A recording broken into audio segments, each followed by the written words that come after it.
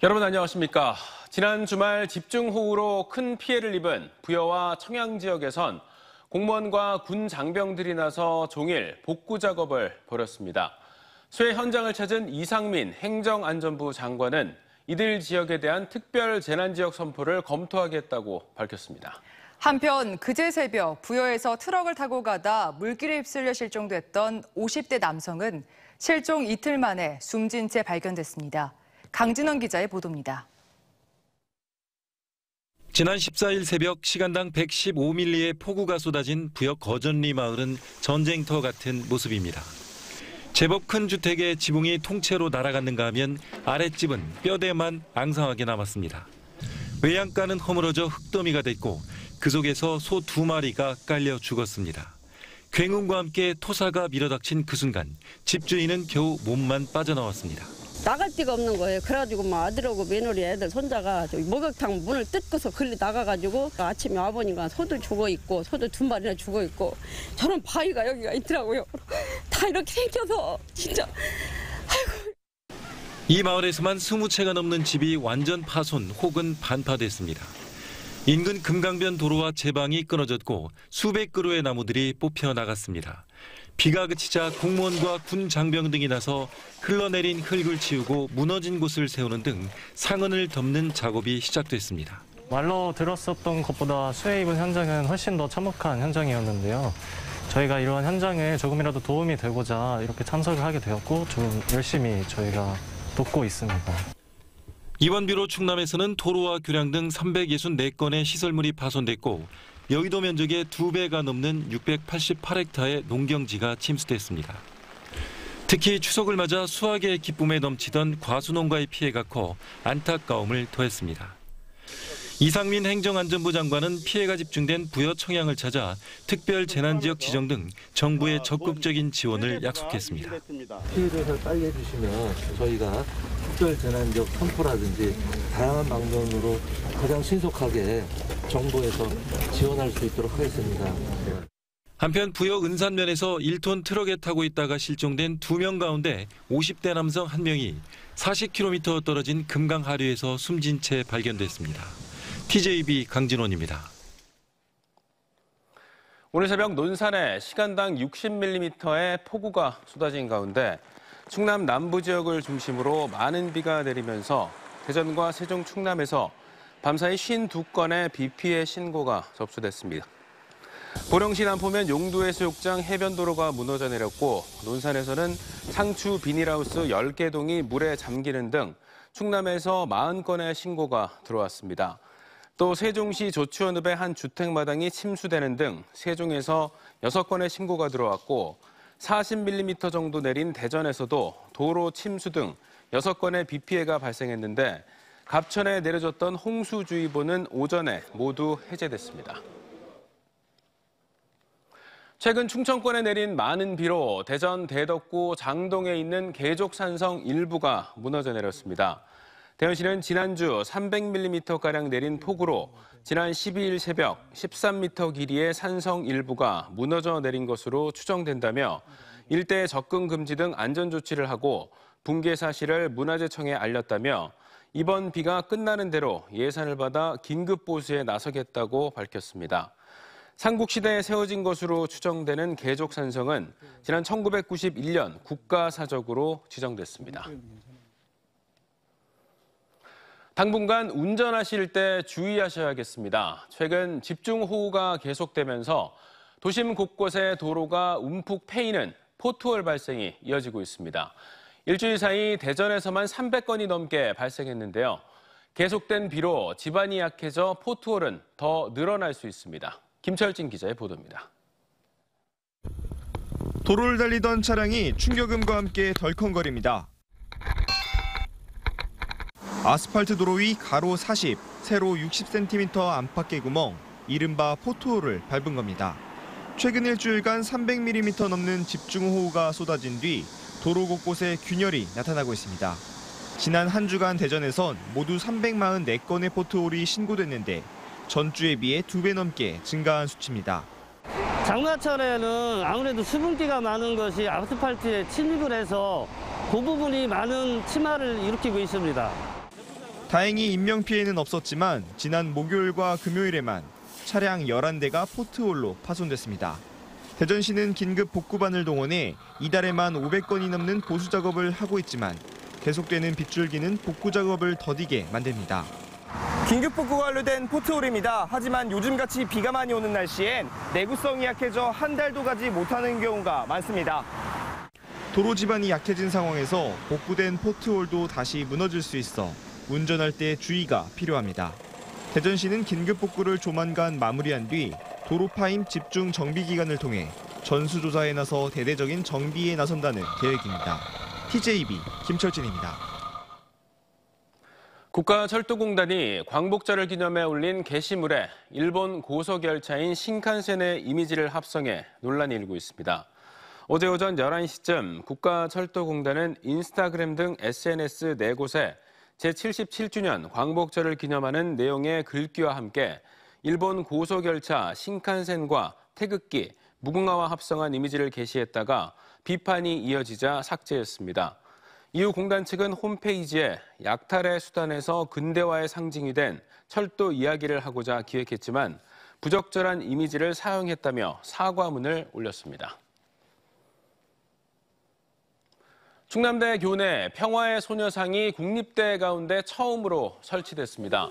충남대 평화의 소녀상 추진위원회는 어젯밤 9시쯤 캠퍼스 서문 삼각지에 소녀상을 설치한 뒤 오늘 기자회견을 갖고 교내 협의체를 만든 이후 5년 동안 논의가 제대로 이루어지지 못했다며 대학본부와 더는 공식적인 협의가 진행되지 않아 설치를 강행했다고 밝혔습니다. 이에 대해 대학본부 측은 공식적인 언급을 하지 않았습니다. 다만 국가가 소유한 대학 캠퍼스 내 소녀상 설치 문제는 위원회 심의를 거쳐야 하기 때문에 절차를 진행 중이었다며 곧 입장을 내놓겠다고 말했습니다. 세종시의 원도시민 조치원은 일제강점기 물산의 중심지였죠. 당시 옛 건물들이 도시재생과 문화재생 사업의 일환으로 탈바꿈해서 도심 속 문화공간으로 재탄생하고 있습니다. 수십 년 폐건물로 방치됐던 공장은 공연장과 전시관으로, 또 목욕탕과 정수장도 청년 예술가들의 문화활동 공간으로 변신했습니다. 장석영 기자입니다. 일제강점기던 1927년 지어진 세종시 조치원의 옛 한림재지 공장.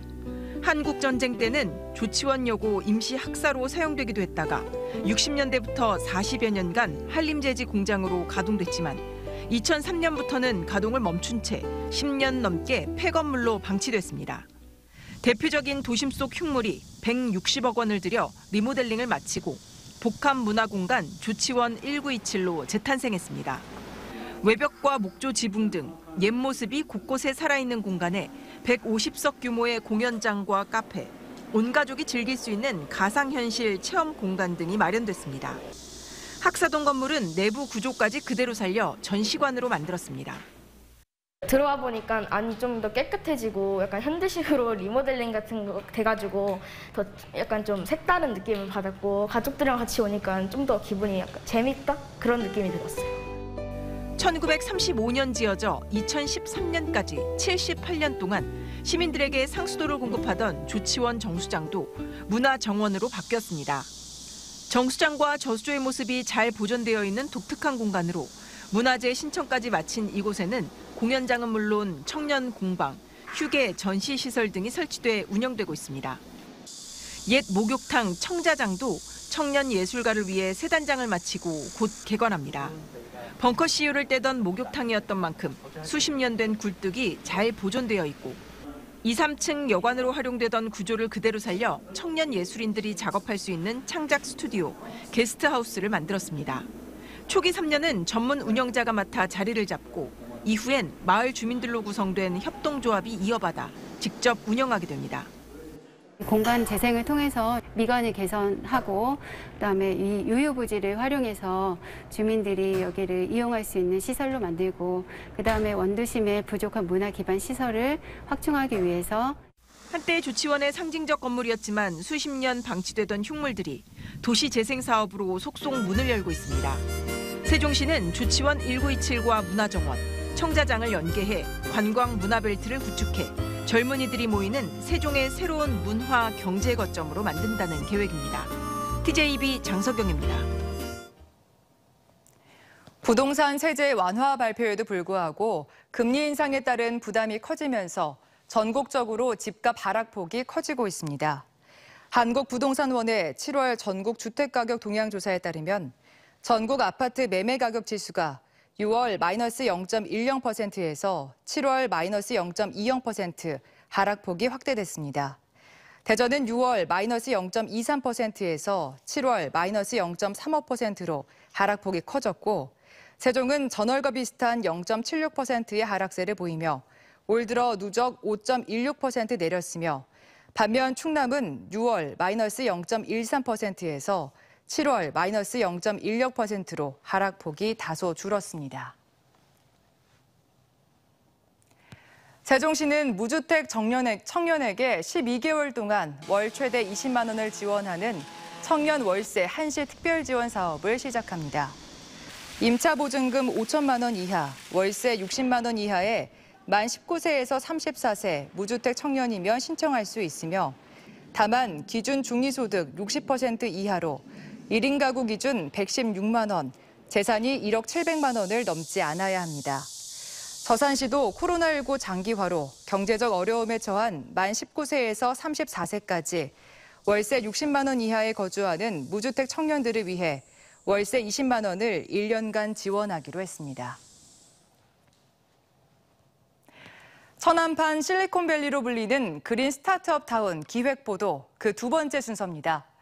천안은 관공서와 KTX역, 또 중심 상권 등이 신도심으로 이동하면서 원도심이었던 천안역 주변은 공동화 현상으로 쇠락을 거듭하고 있는데요.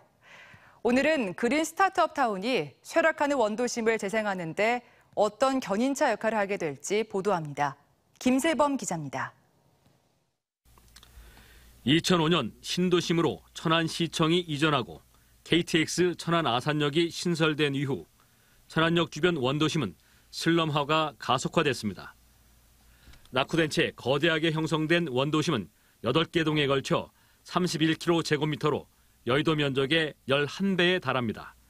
오래된 건물들을 헐고 아파트를 신축하는 단순한 재개발로는 자생력의 한계가 있어 원도심 재생 프로젝트가 수립됐습니다. 그린 스타트업 타운을 비롯해 문화와 복합 업무 기능 등 4개 분야가 국가 사업으로 선정돼 대형 프로젝트를 동시에 펼치는 추동력을 얻었습니다. 원도심 재생 프로젝트의 성패는 벤처와 창업기업 500개가 들어와 중견기업으로 육성된 뒤 원도심에 정착하는 그린 스타트업 타운 사업에 달려 있습니다. 일자리를 창출해 청년층이 대거 유입되면 연계된 4개 기능에 온기가 돌게 돼 전체가 활기를 띠는 선순환 구조로 원도심 재생이 완성되는 겁니다.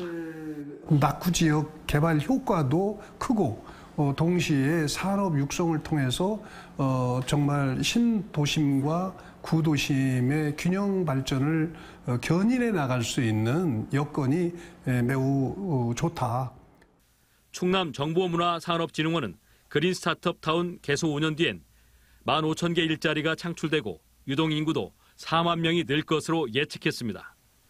10년 뒤엔 1조 가치의 유니콘 기업 2개, 예비 유니콘 20개, 최소 140여 개 기업은 연매출 20억 이상을 달성해 안착할 것으로 내다봤습니다.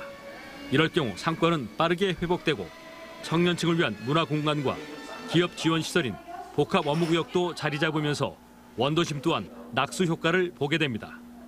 천안역 근처에 시설을 갖춰가지고 여러분들이 오신다는 게 뭐 경제적으로도 그렇고 우리 그 세대 높이는 데도 활성화가 많이 될 것 같습니다. 첨단 산업의 산실로 천안의 미래 먹거리를 주도할 그린 스타트업 타운의 성공에 원도심 재생 프로젝트의 성패가 달려 있는 겁니다. TJB 김세범입니다. 대전시가 5개 자치구와 함께 영유아를 키우는 가정에 매달 30만 원씩 지급하는 대전형 양육 기본수당을 민선 8기에도 계속 시행하기로 했습니다. 대전형 양육 기본수당은 부모 중 1명이라도 6개월 이상 대전에 주민등록을 두고 있으면 소득 수준이나 자녀 수와 관계없이 생후 36개월까지 매달 30만 원을 지원하는 사업으로 올해 상반기 월 평균 22,255명의 영유아에게 410억 원이 지원됐습니다. 대전시는 민선 7기 정책 중에도 효과가 크다고 판단될 경우 계속 추진키로 했습니다. 대전 지역 도시정비 사업에서 추가 분담금 없이 사업 이익금을 토지 또는 주택 소유자인 조합원에게 배당한 지방에서는 보기 드문 사례가 나왔습니다. 대전 복수동 1구역 주택 재개발 사업 조합은 조합원 170명에게 모두 20억 원의 배당금을 지급하고 2006년 조합 설립 이후 16년 만에 청산 완료했습니다.